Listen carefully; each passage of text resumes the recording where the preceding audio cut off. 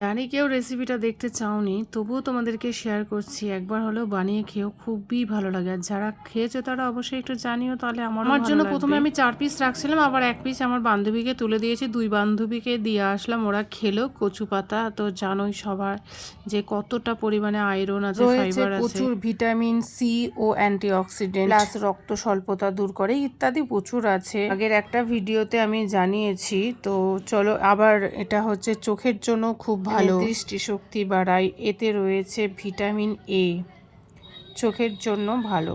তো যাই হোক, তোমরা খেতে পারো। আমি তো কিভাবে বানিয়েছি ভিডিওটা দেখলে তোমরা বানিয়ে খেতে পারবে।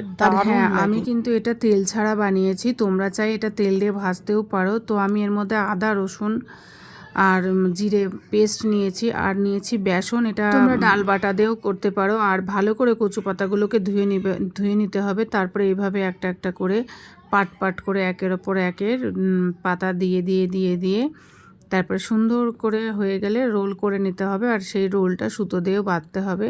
এই যে দেখো, আমি হচ্ছে সুতো দিয়ে বেঁধেছি। আর তারপরে কিন্তু ফুটন্ত গরম জলের মধ্যে এটাকে দিয়ে দিতে হবে। আর যাদের মাইক্রো ওভেন আছে, তোমরা মাইক্রো ওভেনে দিয়ে দিতে পারো। আমার মনে হয় যে জলে দিলে ভালো, জলটা ফেলে দিলে ভালো, কিন্তু আমি না ফেলিনি, কারণ এই কচুটা হাত কুটকুট করছিল না। তো যার জন্য অনেক কচুতেই কিন্তু হাত কুটকুট করে, প্রথমেই হাত কুটকুট করে, গলা তো কুটকুট করবেই, কারণ এতে আছে, তাই রয়েছে ক্যালসিয়াম অক্সালেট থাকার কারণে ওই গলা ব্যথা, তারপরে চুলকানি, মানে গলা চুলকানো কিংবা গলা ব্যথা করতে পারে। বাকি তো একটা কথা আছে, তুমি যদি বাঘা ওল হও তাহলে আমি হচ্ছে তেঁতুল।